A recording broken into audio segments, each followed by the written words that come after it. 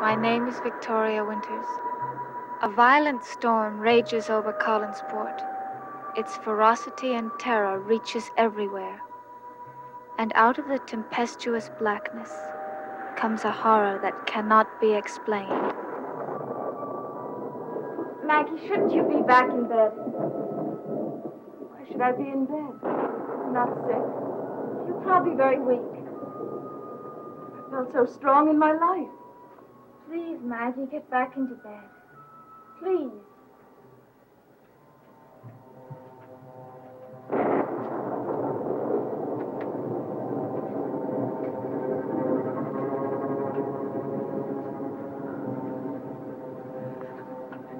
Leave me alone.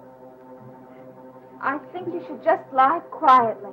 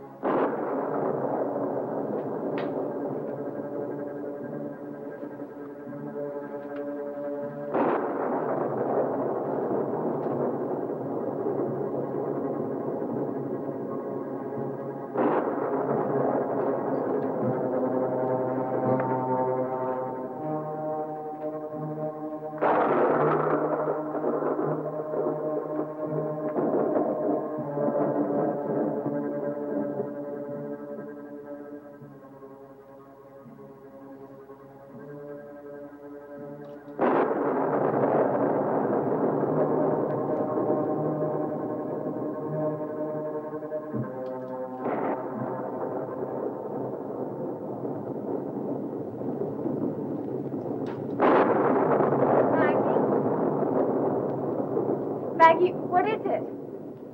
Maggie, what's wrong? Maggie, are you all right?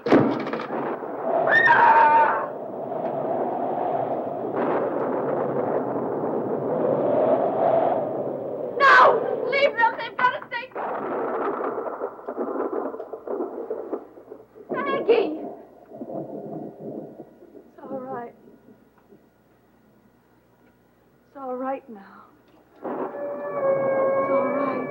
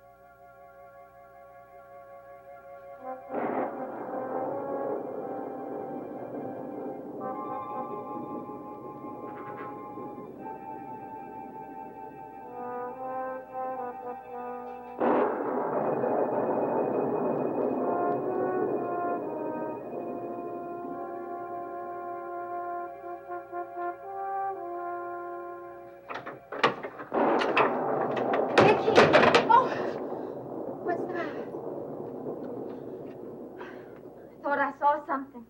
Where? I don't know. It's probably just my imagination. I'm so glad to see you. Where have you been? I've been sitting up with Maggie Evans. Oh, you're drenched. Come inside and sit by the fire. What are you doing up so late?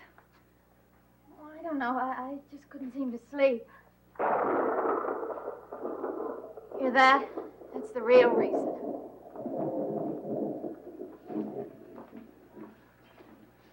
The thunder seems louder tonight. What do you mean? Louder and angrier. What's that? Must be the power lines. The wind is awfully strong tonight. Oh, Vicky, I hope the lights don't go out. Not on a night like this. The lightning seems to be so much more powerful than it's ever been. When I was driving home, the flashes of it lighted up the countryside in a way that made it all seem so strange. Everything familiar looked so unreal. And I kept seeing things that weren't there. Shapes and forms, and several times I had to swerve the car because I thought there was something or someone in the road in front of me. make a great pair.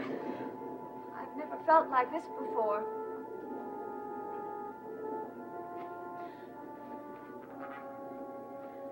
Vicky?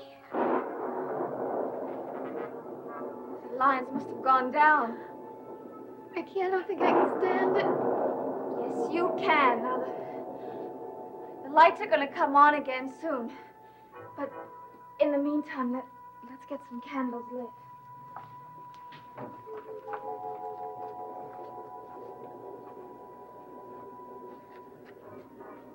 How long do you think it'll be before the lights come back on?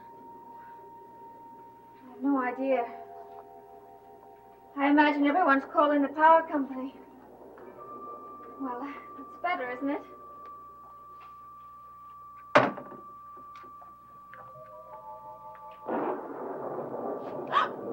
What's the matter? I thought I saw something at the window. Vicky, did you? I don't know. I don't know. Carolyn, this has been happening to me all night. It started when I was at Maggie's house. The storm began when I was there. The lightning was so strong that each flash was almost blinding. And then suddenly the French doors burst open. And there was a huge flash of lightning, and I saw as clearly as I see you the shape of a man in the garden. Well, I was so petrified that I couldn't move. And then there came another flash, and he was gone. Somehow I managed to rush toward the window, slam it shut. I thought that Maggie would be as terrified as I was. She wasn't scared at all. Vicky, couldn't it have been one of those things you think you saw? I don't know. I really don't know. Maggie would surely have seen it, too. Yes, I suppose so. Oh, me and my imagination.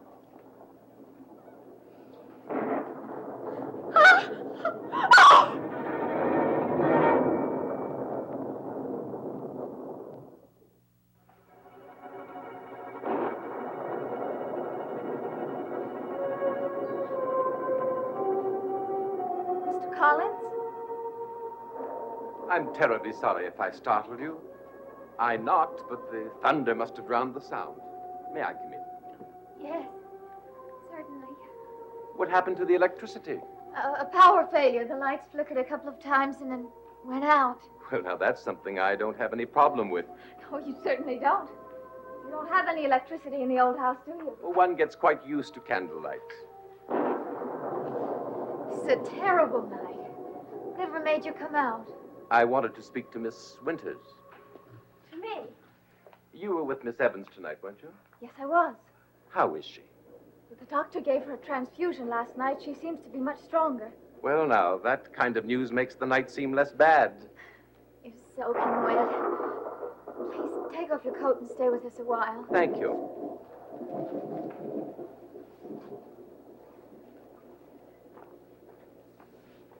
Does the storm disturb you? Tonight it does. You know, this is an exquisite room. How wonderful to see it this way, by candlelight, the way it was designed to be seen. Well, it is very romantic, but I think I could do without the lightning. Well, surely you're used to the storms. I'll never get used to them. There have been worse storms here. Storms that have made people huddle in these very rooms and in the rooms of the old house, such as we're doing right now. The hurricane winds pound at the foundations and tear at the roof, making unearthly sounds. It seemed as if the winds and the lightning converged on the Collins property. And it was known that the storm would be at its most ferocious up here. Why would that happen? No one could ever explain it. Perhaps it was the contour of the land. But it was a place to be avoided in time of storm.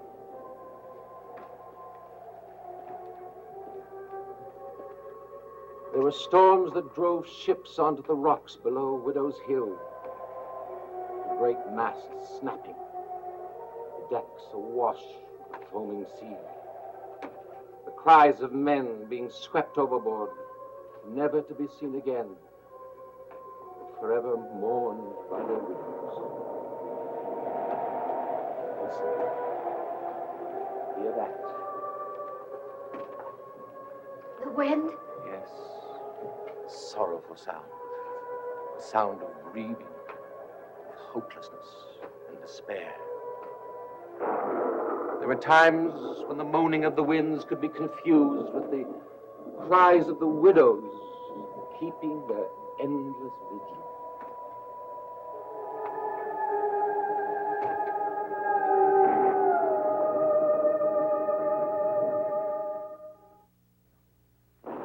There was a night such as this, a night when a young, beautiful woman was pressed to her limits.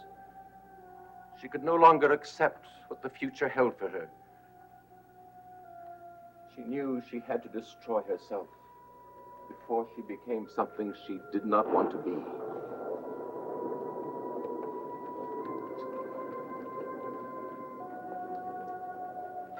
She had quarreled with her lover. She tried to send him away, but he would not be put off. He tried to put his arms around her, but she broke away from him and ran out into the stormy night. Her white dress contrasted against the darkness. He ran after her as she headed for the one place on earth that seemed to be designed for the termination of life. The rain drenched her. The winds buffeted her, blowing her long hair wildly. Her clothing was torn by the low branches. Her small white feet were bruised and mud-stained with the stony, cruel pathway to the summit of the cliff. The shouts of her lover were lost in the wind as he moved swiftly after her. Near the top, she stumbled over a large rock. Crying hysterically, she limped and crawled to the edge of the precipice. Her lover reached her, clutched at her, spinning her around to face him. Her eyes were wide with terror as the lover held her tightly, his lips pressed against her throat. Soon she grew limp, and he released her. Suddenly, with a last surge of energy, she broke free and hurled herself off the cliff. Her scream reacting and echoing as she plunged downward. Her body was impaled in the large, craggy rocks below. Her lover descended to the bottom of Widow's Hill and found her body broken, lifeless, bloodless. As violent as her death was, the expression on her face was one of serenity, as if this were the best possible ending to her life. I don't want to hear any more. Did my story startle you? I must be more tired than I imagined. I'm terribly sorry. I certainly didn't intend to tell it. No, it's all right.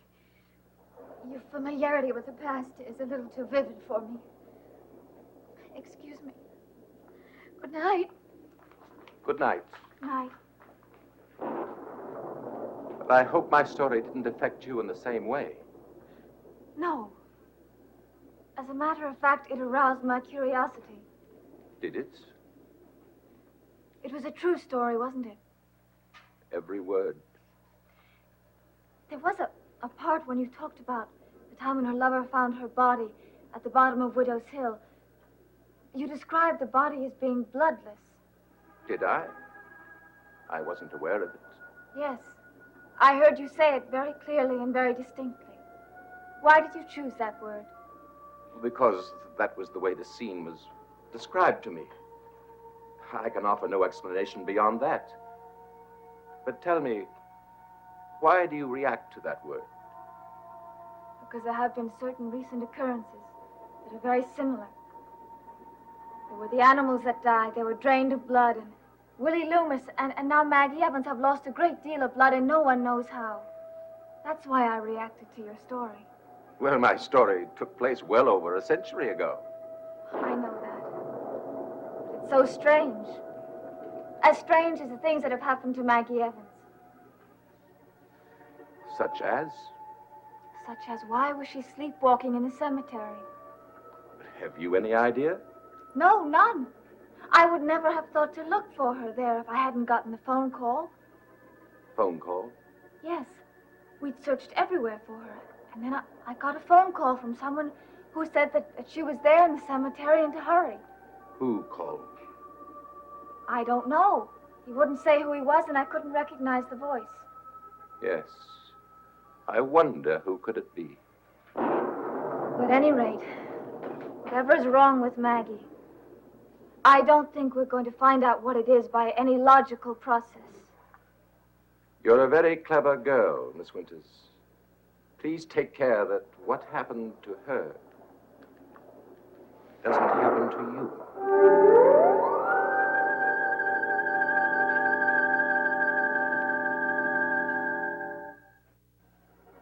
What do you mean? Just that I shouldn't like to see you with the same illness that she has. How could that happen to me? It could happen to anyone. Pardon me. I wasn't sure anyone was in here. No, I'm just getting ready to go up to bed. And I hope I'm not interrupting. Not at all. Well, you better go up and see Mrs. Stoddard and tell her she should pay more attention to her electric light bills. Well, now I must leave and let this household get back to sleep.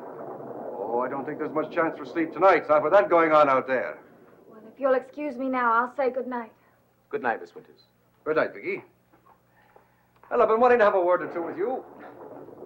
Isn't it odd? One gets used to electricity, and if you're without it for 15 minutes, you feel like your whole world is coming to an end. What did you want to speak to me about? Well, it's about your servant problem. Willie? Yes. Now, I told you I was keeping an eye on him. And I think it's time to warn you that he's up to something. What? Well, I haven't the slightest idea, but something is happening. And I say now is the time to take some action. What action do you recommend? Well, now, much as he's my friend and all, I think it's necessary and very important that you get rid of him right away. Well, he seems to be doing so well. Well, then he's putting on an act. Because something is happening. You've got to protect yourself, at least. Well, just what do you think he's up to? I can't put my finger on it right off. But I tell you this. It's got something to do with that cemetery. Cemetery? Yes, there's a cemetery on the other side of town. And Willie's been there a few times. What does he do there? Well, I don't know exactly. But I followed him there once. And right before my very eyes, he disappeared there somewhere. Are you sure? Am I a man to make up a story like that? No, there's something very funny going on there. And I'm going to get it out of him, one way or another. I think you're being unduly suspicious. Oh, am I now? Well, what do you make of the latest incident? Which incident? What happened to that girl? Maggie Evans. Poor thing. They found her in that very same cemetery, under very strange circumstances. Oh, I don't know why she was there, nor do I know what it means. But what I believe is, Willie Loomis has got something to do with it, and he's got to be removed from the scene before it goes any further. You're very determined, aren't you? That I am. I don't know that I can handle him the way that I used to. That worries me. There's a change come over him. I've never seen him behave like this before. He's hurt himself, too. Had some kind of an accident. He's bruised all over. I thought he'd fallen on from a ladder. Is that what he told you? I believe so. He didn't fall from any ladder. He tried to give me some sort of story, but I wouldn't buy it. The man just can't be trusted. Well, then, it seems that I shall have to take steps.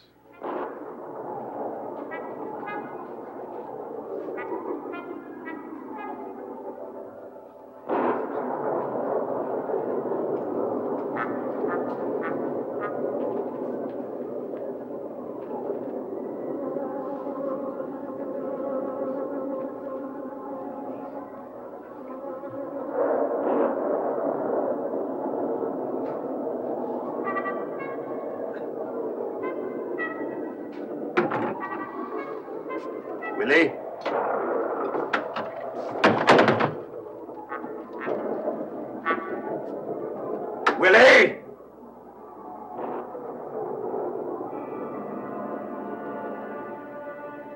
Willie!